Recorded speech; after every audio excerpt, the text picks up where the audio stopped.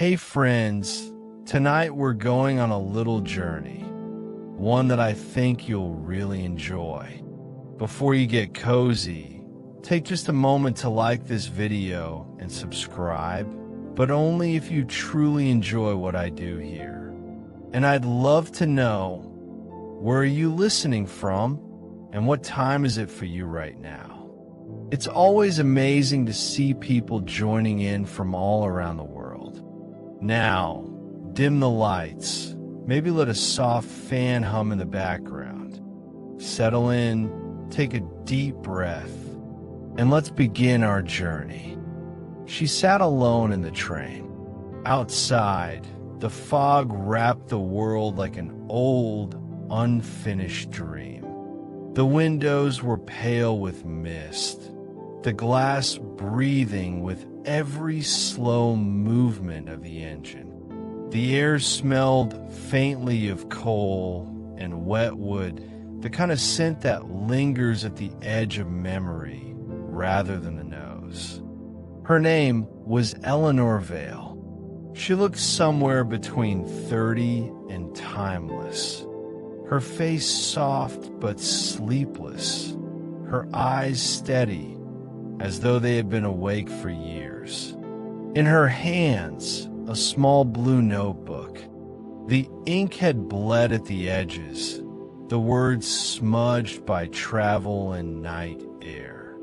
Inside were sketches of stations, faint maps, lines of poetry, and fragments of conversation she might have imagined.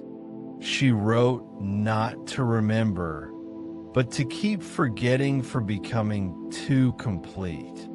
The train rolled through the plains of Nebraska, the moon low and colorless behind the haze. The world outside moved in quiet repetitions. A fence, a field, a ghost of a barn, a tree bent against the wind.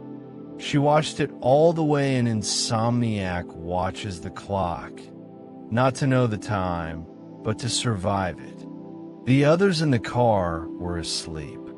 A soldier's head tilted against the glass, his breath fogging a circle on the pane.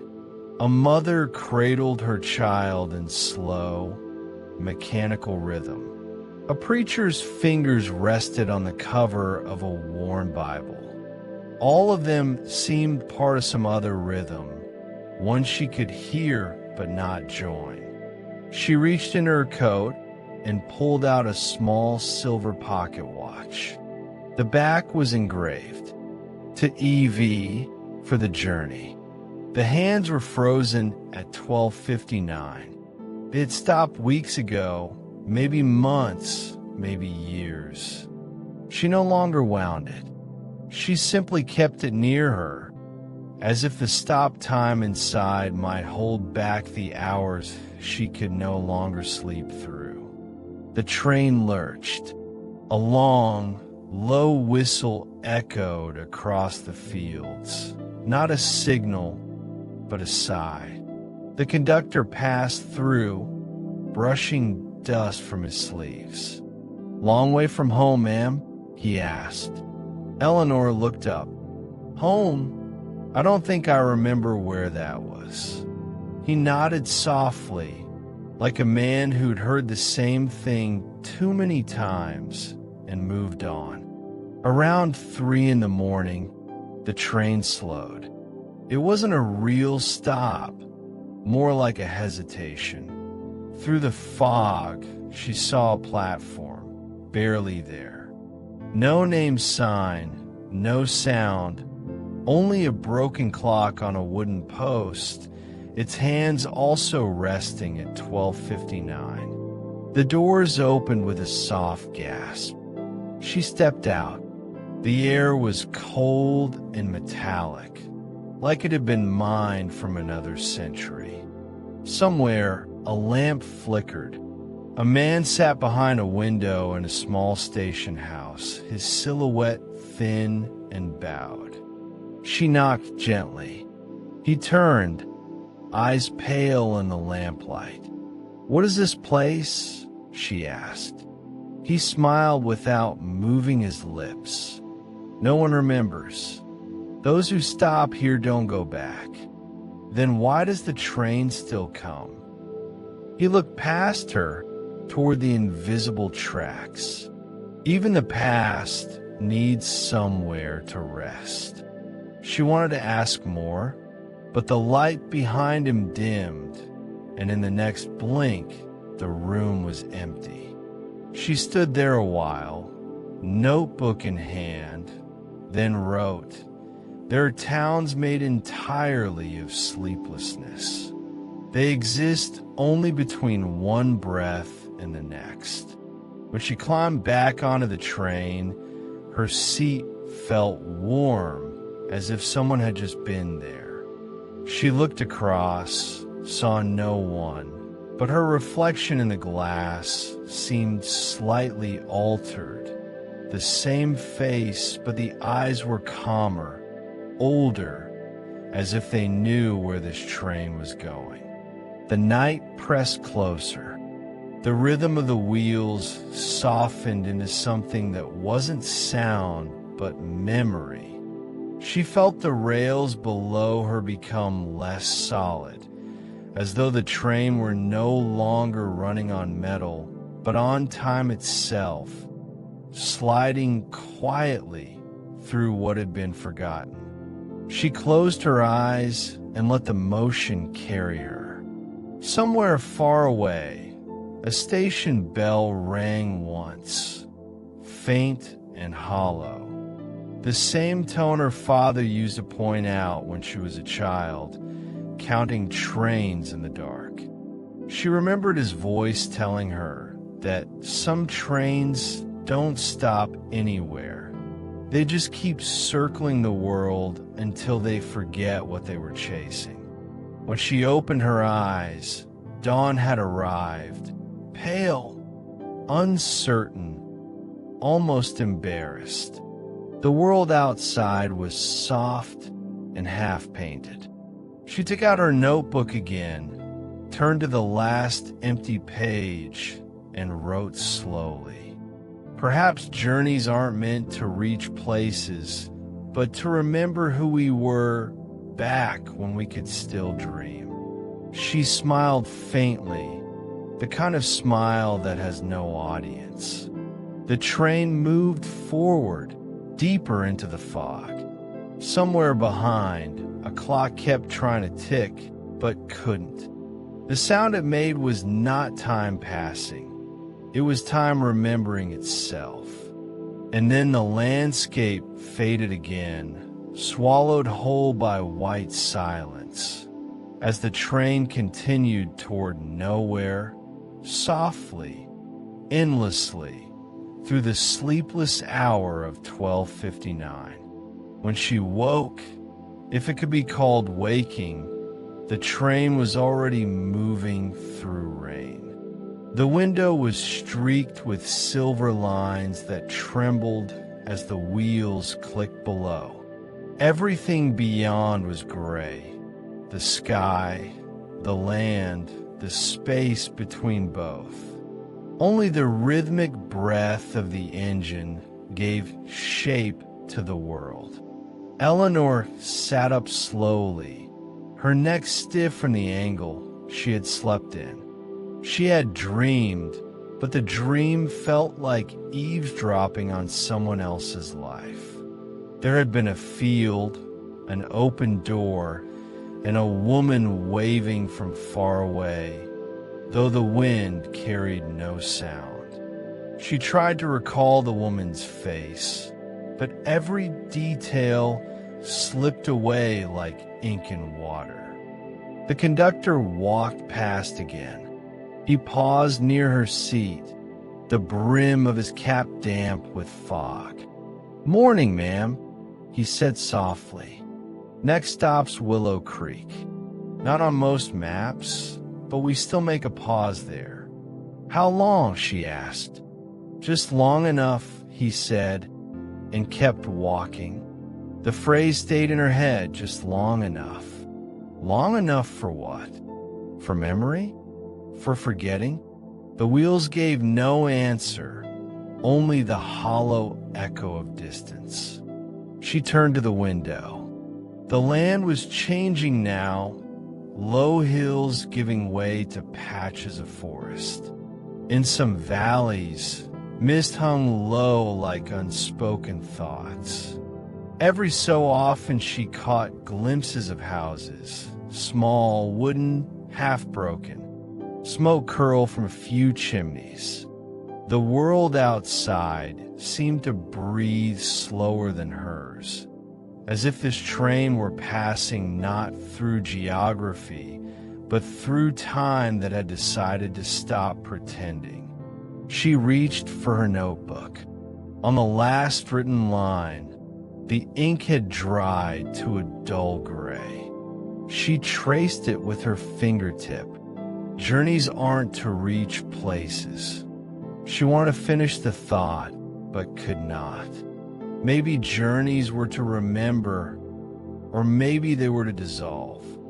She stared out again and saw, for a heartbeat, a reflection that wasn't hers. A man, faint as breath on glass, sitting opposite her, face blurred, shoulders still. Then he vanished where she blinked. She leaned forward, heart trembling a little, and the seat across was empty again. The train slowed. A faint announcement crackled through the corridor, though the words were lost under the rain. She gathered her coat and stood. The carriage rocked with a tired groan, as if it too wanted to rest. When the door opened, the cold rushed in, sharp, metallic, tasting of wet wood and iron. The station was smaller than any she had seen. Just one roof, one bench, and an old sign whose paint had peeled away. Only the faint impression of letters remained. W. Sin. A man stood under the shelter, smoking a pipe that smelled faintly of cedar. His clothes looked clean but old-fashioned, as though freshly pressed from another century. He nodded as she stepped down. "Rain follows this train," he said quietly. "Been that way for years. Does it ever stop? Depends on where you get off." He didn't ask her name, and she didn't ask his. The silence between them was polite, almost practiced. A stray dog wandered by, shaking water from its fur, then disappeared into the fog. Eleanor walked toward the far end of the platform. Beyond it stretched an empty field. She could see faint wooden posts lined up like bones of a forgotten fence. Far away, a windmill turned slowly, though there was no wind. "Is there a town here?" she asked without turning. "Used to be," the man said. "Now it's mostly stories." "What happened to it?" He shrugged. "People stopped sleeping. And when people stop sleeping, they stop dreaming. When they stop dreaming, they stop building. And then the place forgets it was ever real." She didn't answer. Somewhere a bell rang once, maybe a church, maybe a signal, and then silence returned like the closing of a book. She walked a little farther, boots sinking slightly into damp earth. The rain had softened to mist again. She could almost hear whispers, not voices exactly, but the kind of murmurs that happen inside memory, where words are more feeling than sound. When she turned back, the man was gone. Only the smoke from his pipe remained, hanging in the air as if unwilling to disperse. She climbed back onto the train. Inside, everything looked the same, but something had changed. The soldier was gone. The mother and child were gone. Only the preacher remained, head bowed, whispering to himself. She sat again by the window. On the opposite seat lay a folded newspaper, yellowed and thin. She picked it up. The date at the top read October 17th, 1883. The headline, Midwestern floods take hundreds, rail lines closed. She stared at it for a long time. The page trembled slightly in her hands. Then she noticed the small article in the corner. Willow Creek Station among those submerged. No survivors reported. She lowered the paper slowly. Outside, the platform was empty, but the faint outline of the man's figure shimmered near the fog, like a memory refusing to fade. The whistle blew again. The train pulled forward. The rain thickened to a silver wall. The sound of the wheels grew softer, as if they were slipping underwater. Eleanor sat very still. In her lap, the newspaper had begun to dissolve at the edges, ink bleeding into her palms. She tried to wipe it, but the words melted away completely, leaving only gray stains that looked like smoke. She turned to her reflection in the window. For a moment, it wasn't her at all. It was the woman from her dream, waving through the field, the same soft smile that said everything was all right, even though it wasn't. The train continued through the storm. Somewhere deep inside its metal frame, a steady rhythm beat like a heart learning how to sleep again. She rested her head against the window and closed her eyes.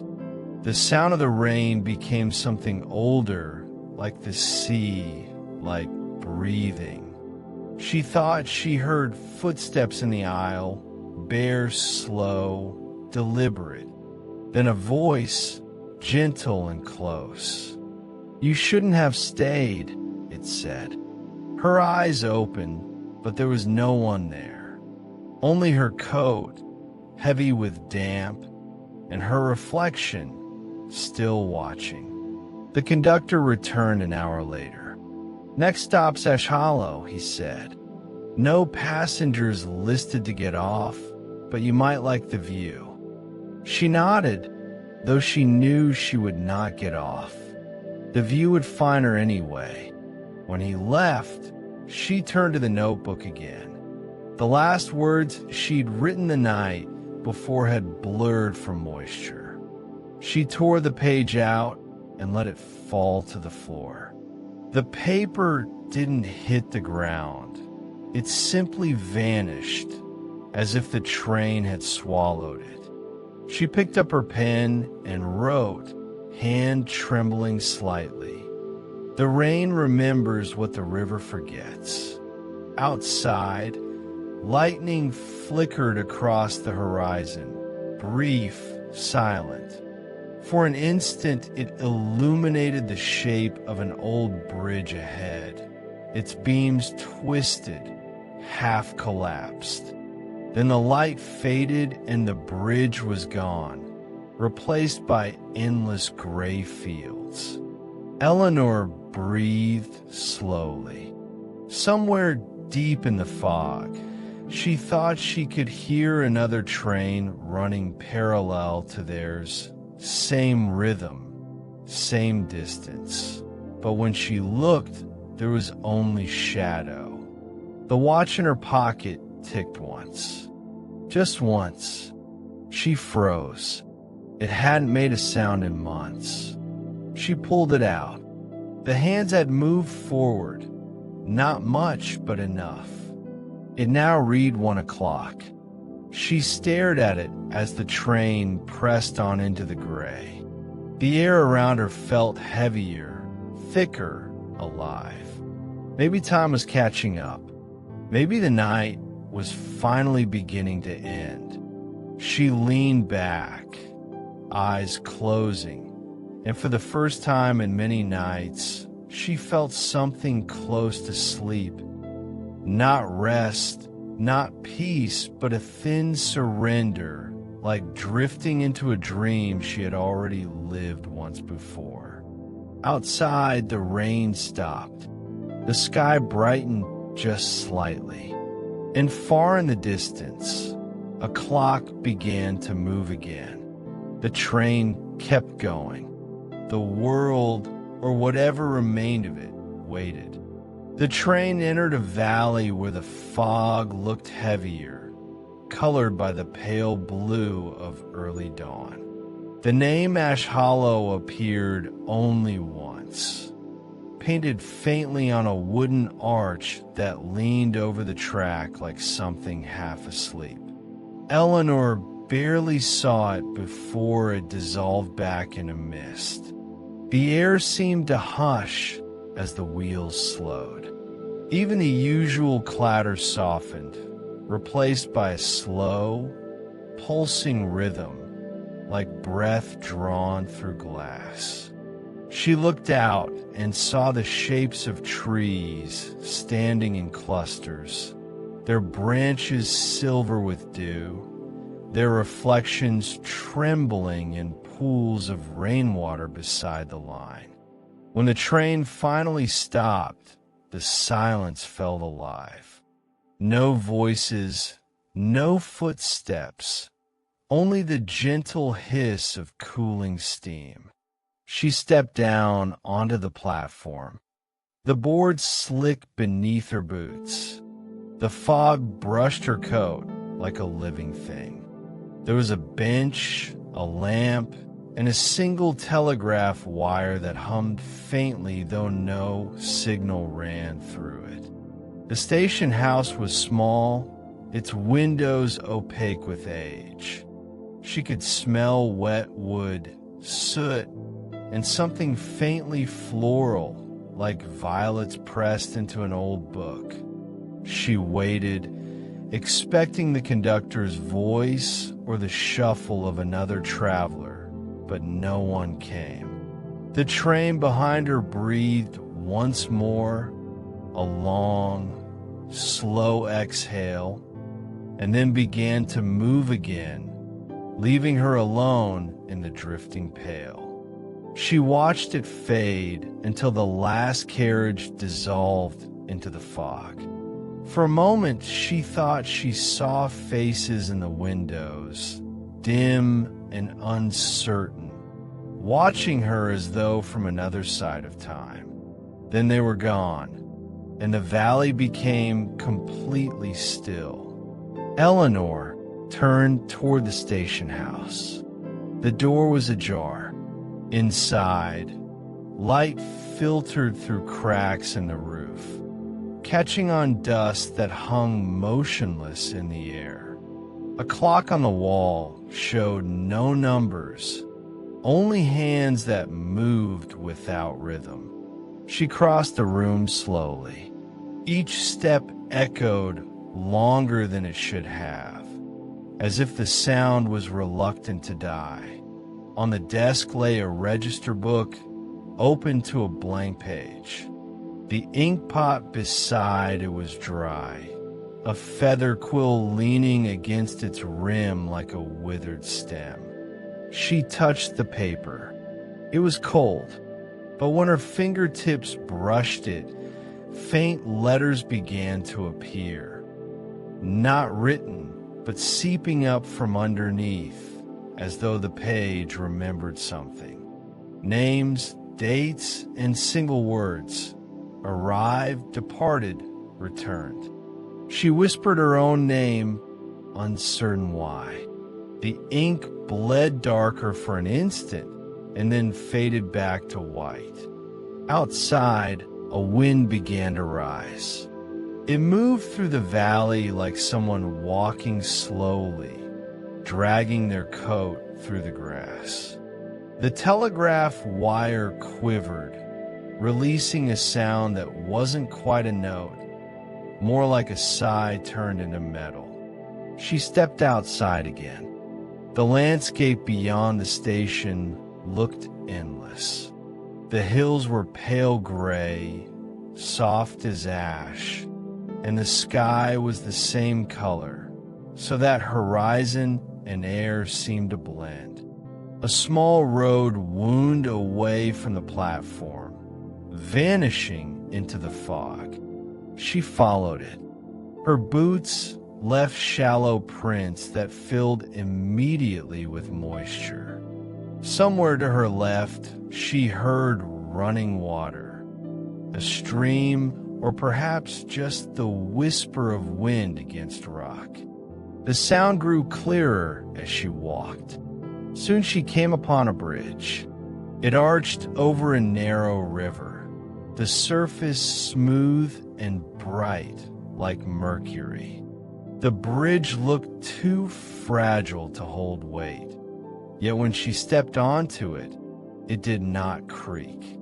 In the middle, she paused and looked down. The reflection in the water was strange. She saw herself, but the sky above her reflection was not gray. It was a dark violet, filled with slow-moving stars. The other Eleanor, her mirrored twin, stood perfectly still, then slowly raised her hand as if to speak. A ripple broke the image. The violet sky disappeared. Only the fog remained. She crossed to the other side and found herself standing before what might once have been a town. The outlines of buildings stood in quiet decay. Walls bowed, roofs sagged, windows empty. Yet everything looked touched by care, as if someone still visited to straighten what the wind displaced. She walked between the structures. A sign swung faintly on its chain. Ash Hollow Mercantile. Inside, shelves stood neat but bare. A faint smell of smoke lingered, mixed with the sweetness of old grain. Behind the counter lay a mirror. Its surface was clouded, but she could see movement within it. Not hers, but a dim outline shifting slowly, like someone walking behind frost. She moved closer. The shape grew clearer. A man in a dark coat, standing exactly where she was, only facing the opposite way. Her breath caught. She reached out, fingertips grazing the cold glass. The figure mirrored her perfectly.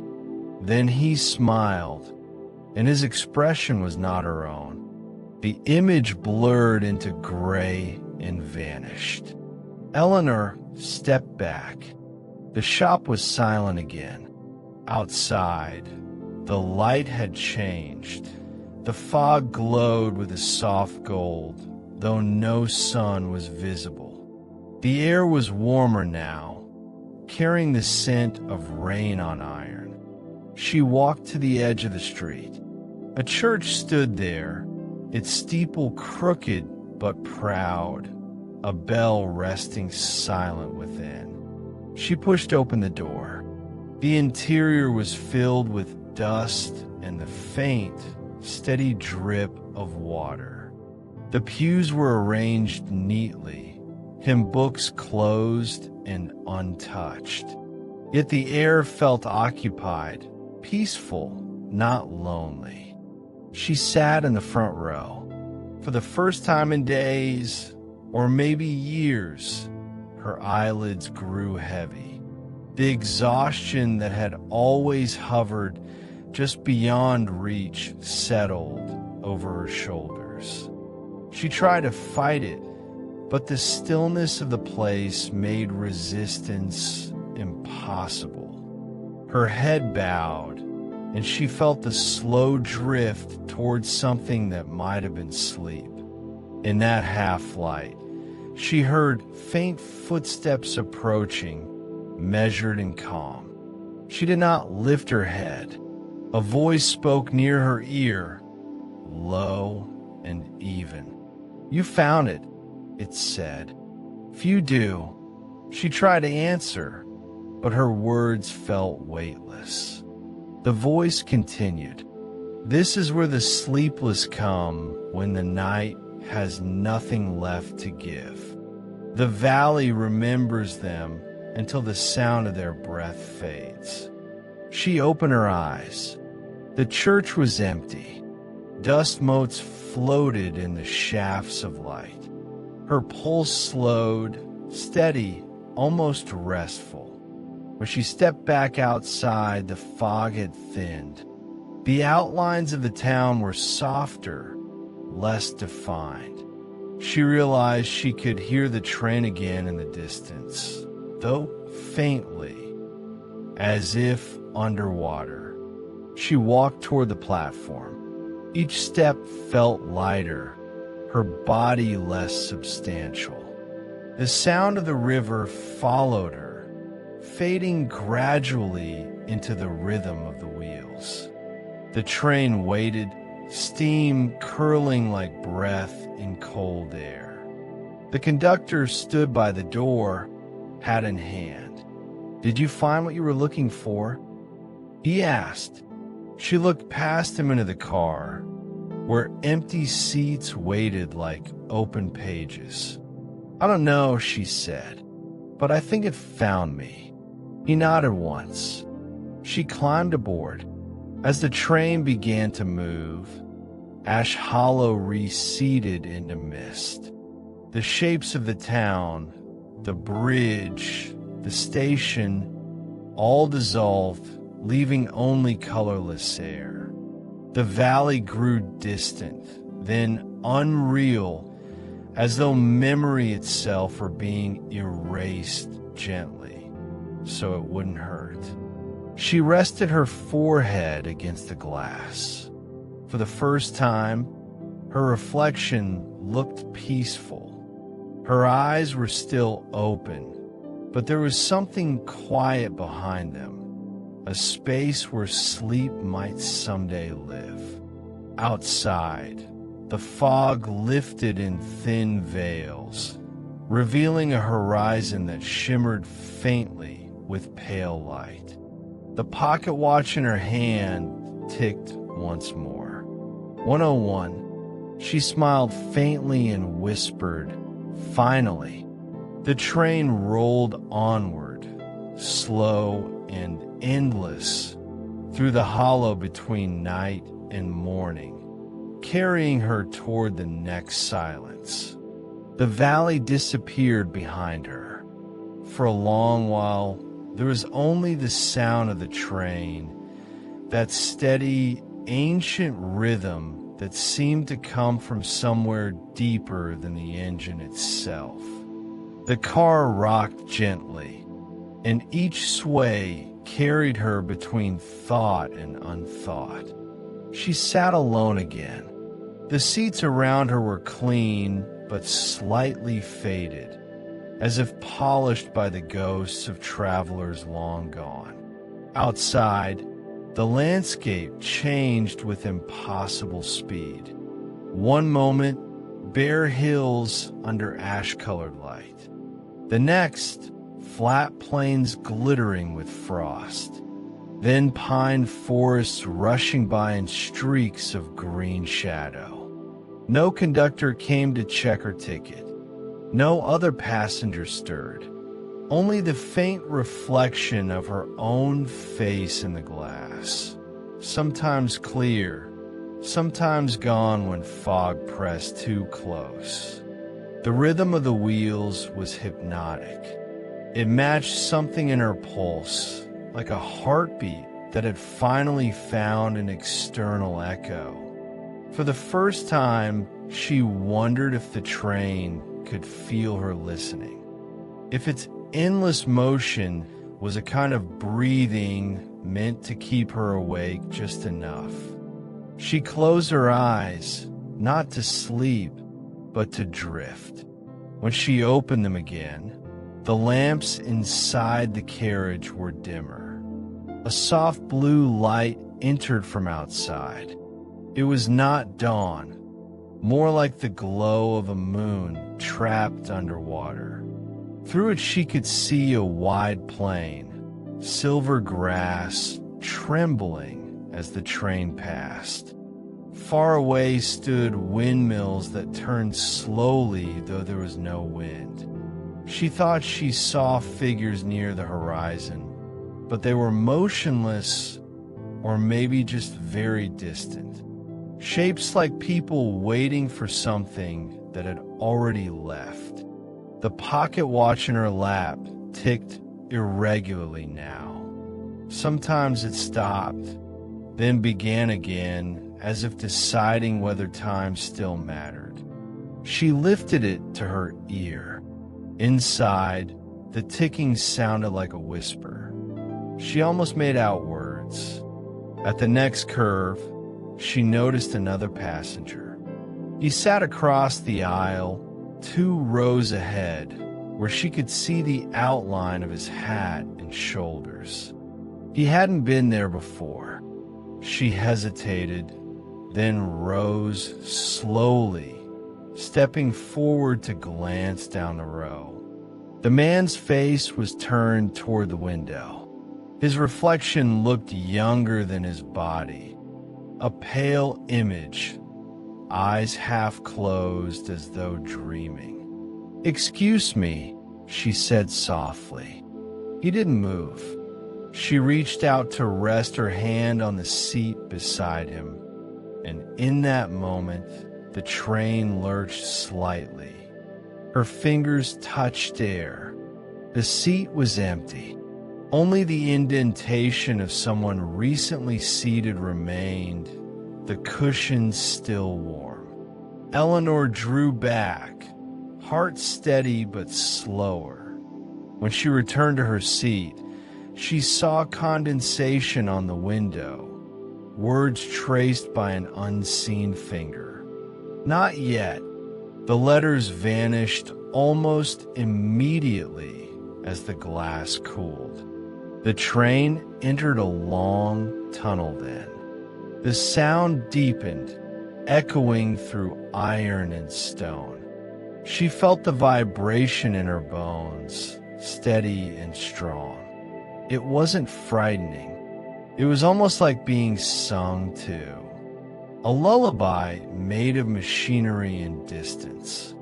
In the darkness, faint lights appeared on the ceiling, pale green and soft as lanterns beneath a river.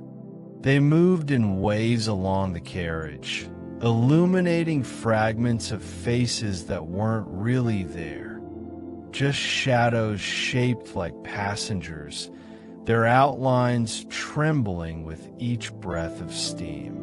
Eleanor watched them in silence.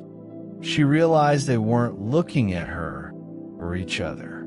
They all faced forward, as if waiting for a destination that none of them could name. The tunnel went on too long to belong to any real geography. Then, without warning, the sound shifted and daylight returned, but not the same daylight she remembered. Outside stretched a vast desert. The sky was bone white. The ground rippled with salt flats that shimmered faintly like frozen seas. The train slowed. Wind pressed against the windows, carrying a sound like distant chimes. She could see figures again, more clearly now. People in long coats and shawls walking parallel to the tracks, not on the earth, but slightly above it, their feet stirring no dust. The train didn't stop. It only passed them slowly, reverently. Eleanor leaned closer to the glass. One of the figures turned his head toward her. His eyes were closed, but his lips moved. She could not hear the words, yet she felt them in her chest. Something about rest, about remembering gently. Then they were gone. She sat back. The desert began to fade, the salt becoming mist, the mist turning into forest again. Every landscape seemed to exist for only as long as she looked at it. When she looked away, it folded quietly back into the fog. The pocket watch ticked again, regular now. 1:04. She thought about the voice in the church at Ash Hollow. This is where the sleepless come when the night has nothing left to give. Maybe the train was the night. Maybe it carried those who had nowhere else to go, across a map that kept erasing itself behind them. She let her head rest against the seat. Her reflection looked back at her, calm and faintly luminous. For a moment, she imagined she was already gone, just another quiet passenger, moving through the silver corridors of nowhere. The rhythm of the train slowed, and she felt the pull of another stop coming. Through the fog, she saw the outline of a station sign swinging in the wind. The letters were half erased, but she could still read the last word, crossing. The brakes whispered. Steam rose in soft veils outside. The door opened by itself, a breath of cold air entering. Eleanor stood, pocket watch warm in her palm. She hesitated only once before stepping down onto the platform. The sign above her creaked faintly. She looked up, and the full name came clear for an instant between gusts of fog. Second Crossing. The platform at Second Crossing was longer than any she had seen before, stretching in a fog on both sides until it disappeared into white. The wood beneath her boots gave no sound. Even the air seemed to have paused, waiting for her first step. The train behind her released one final sigh of steam, a soft sound like a secret exhaled. Then the doors closed, and it began to move again, wheels whispering along the tracks. She didn't turn to watch it go. She only listened until the rhythm became part of the distance. Ahead stood a station house, not ruined like Ash Hollow's, but perfectly kept, as if someone had just swept the floors. Light burned steady in its windows. She could see faint shapes moving inside, silhouettes that came and went like shadows of memory. She pushed the door open. A bell above it chimed once, clear, pure, and impossibly far away. Inside, the air was warm. A pot of coffee steamed gently on the counter, though there was no fire, no stove, no visible source of heat. A woman stood behind the desk, gray hair neatly pinned, her eyes a soft blue that reminded Eleanor of twilight over water. Evening, the woman said. Her voice was steady, not surprised. Or morning, hard to tell which, isn't it? Eleanor nodded slowly. I don't know where I am. Few do when they arrive, the woman said. Second Crossing's not on most maps. You can't find it by looking. It finds you when you're halfway between where you've been and where you're trying to go. Eleanor's fingers tightened around the pocket watch in her coat. And where is that? The woman smiled faintly. That's what you're here to learn. She gestured toward a row of chairs near the far wall. There were coats draped over some, hats on others, as though a group had just stepped out for a moment. A large timetable hung above them, its columns filled not with destinations, but with words: rest, forgetting, return, dream, stillness. Eleanor moved closer. The letters shimmered faintly, rearranging themselves when she looked away. For a second, she saw her own name there. Then it faded, replaced by silence. The woman poured her a cup of coffee and handed it across the counter. The liquid was black, but gave off no steam now. When Eleanor raised it to her lips, it tasted not of bitterness, but of something almost sweet, like the air before snow. "People come through here," the woman said softly. "Some stay a while. Some catch the next train. Depends on what they remember." Eleanor looked up, and if they can't remember, then they walk. Out there, the woman nodded toward the far door. Across the bridge, Eleanor turned. Through the window, she could see faint light outside, not from lamps, but from the sky itself, glowing softly over what looked like water. A narrow bridge stretched across it, too thin for comfort, vanishing into mist. She set the cup down. "What's on the other side?" The woman tilted her head. "Sometimes another station, sometimes nothing. Depends how long you've been awake." Eleanor almost smiled. "I haven't slept in years." "Then you'll see a great deal." The wind outside shifted. The bell over the door gave a single tremor. The woman's expression softened, as though she heard something distant. "Your train won't wait long," she said, "but you don't have to rush.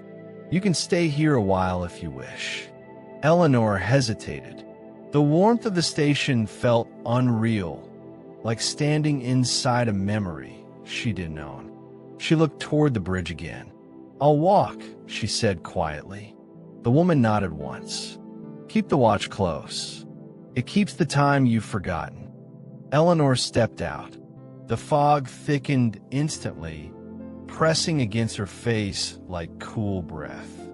The bridge began just beyond the platform, a simple wooden span, narrow enough that the rails of the train seemed to end at its base. Each board she stepped on gave slightly, as though floating. Beneath, the surface of the water was glass smooth, reflecting nothing but light. It wasn't river water, not really. It looked like melted moon. Halfway across, she stopped. The fog moved around her, slow and deliberate. Somewhere far off, she could hear bells ringing. Not from the station, not from any church. Deeper, older, as though the earth itself was turning in its sleep. She opened the pocket watch. The hands had stopped again.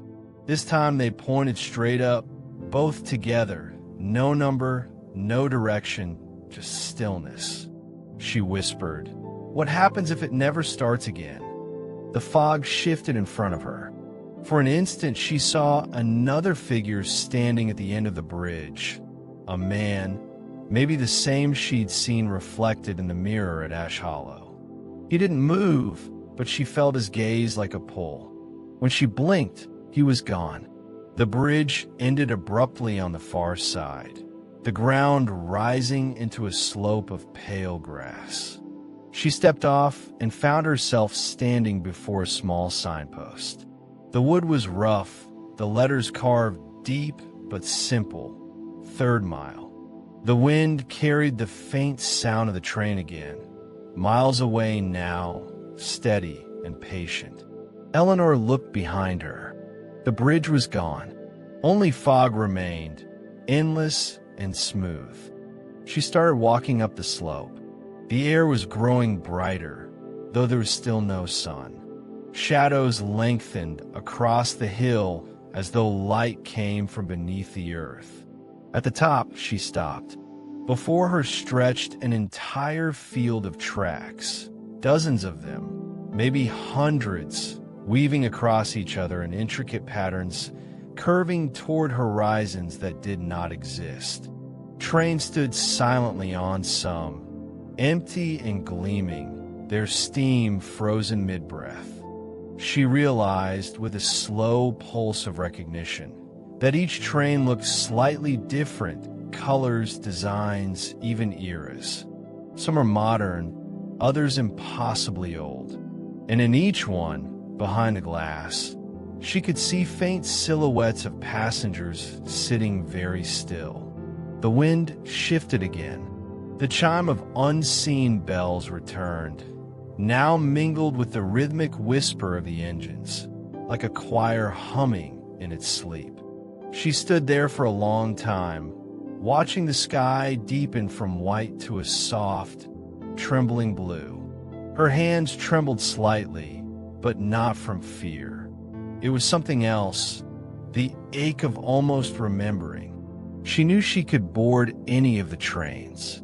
Each would go somewhere, maybe forward, maybe back, maybe nowhere at all. The pocket watch ticked once more, faint and sure. 106. She smiled. "All right," she whispered. "Let's see where you take me next." And she walked toward the nearest train, a black carriage trimmed with gold, its windows glowing faintly, as though holding the last light of a dream. The door opened before she reached it. The golden-trimmed carriage waited with its door open, steam curling upward in soft ribbons that caught the light like silk threads. Eleanor paused before stepping inside. The air was warm, filled with the faint scent of cedar and something sweet like old paper. Inside, the train looked different from all others she had known. The lamps glowed low and steady, their glass chimneys etched with patterns that looked almost like constellations. Each seat was lined with velvet, so worn it felt like a whisper beneath her hand. No passengers sat there, yet the air carried a weight, as though every seat remembered someone. She walked slowly down the aisle until she found a window that looked out on pure darkness. Not the fog she had come to know, but true night, deep, starless, infinite. The train began to move, soundless at first, then with a pulse like a slow heartbeat. The vibration traveled through the floor, into her shoes, up her spine, and into her breath. She closed her eyes. When she opened them, the darkness outside had changed. Points of light appeared, thousands of them, scattered like reflections on water. They weren't stars. Each shimmered and faded like a breath taken and released. She realized they were windows, endless windows, stretching across the landscape. Glimpses into rooms, lives, and dreams she couldn't quite see. Children sleeping, men bent over letters, women sitting beside oil lamps, eyes closed, lips moving silently. Every light pulsed in rhythm with the train. She pressed her hand to the glass.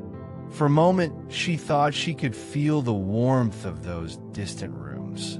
Then she saw herself in one of them, or rather, a younger version. In a small boarding room with white curtains, she sat by a desk, pen motionless in her hand, eyes red from sleeplessness. A watch lay beside the lamp, its face glowing faintly. She remembered that night, the first one she hadn't been able to sleep. The same watch, the same ticking. She had thought then that if she stayed awake long enough, something would answer, some meaning behind the sound. The image flickered. The younger version of her lifted her head, as if hearing something far away. Then the window went dark again. Eleanor sat back. The train moved faster now, and the windows outside blurred into a single golden stream. The pocket watch in her palm grew warm. When she opened it, the hands were gone. In their place shimmered a faint reflection, not of her face, but of the train itself, rolling endlessly through shadow and light. The door at the end of the carriage opened quietly. She turned. The man from the mirror stood there, hat in hand. His face was calm, neither young nor old. His eyes held the same color as the fog that had followed her for so long. "Is this the end?" she asked. He smiled gently. "It depends what you mean by end." She looked down at the watch again. "I think I've been on this train for longer than I can remember." "You have," he said, "but so has everyone." He stepped closer, the light softening around him. "Sleep isn't a place, you know. It's a crossing. Most people pass through it without seeing. You saw it, that's all. The bridges, the stations, they're what the mind builds to understand the drift between waking and letting go." She exhaled a slow and steady breath. "Then I'm still alive." He nodded. "In a way that matters, yes." Outside, the lights began to fade one by one until only a soft blue horizon remained. The rhythm of the train slowed, the motion gentler now, like breathing after a long run. Eleanor looked out again. The darkness had lifted, replaced by a pale dawn spreading over open land. The rails gleamed silver ahead, disappearing into golden mist. The man touched the brim of his hat. "When you wake, you'll remember none of this exactly. Only the feeling that the world is wider and kinder than it seemed when you couldn't rest." She smiled faintly. "Will I ever sleep again?" He looked at her a long moment. "You already are." The light grew stronger. The walls of the carriage shimmered, edges softening like watercolor in rain. The hum of the engine became the rhythm of breath. Eleanor felt her body grow lighter, her thoughts loosening one by one, as if she were untying knots she'd carried for years. She leaned her head against the window. Outside, the world rolled by. Not fog now, not dream, but morning. The first true morning she had seen in a long time. The watch in her hand gave a single perfect tick. 1:07. Then silence. She closed her eyes, and for the first time since she could remember, she did not open them again. Not because she was gone, but because rest had finally found her. The train glided on through the dawn, quiet and unhurried, carrying its single passenger toward whatever waits beyond the horizon, where sleepless nights finally end and dreams begin again.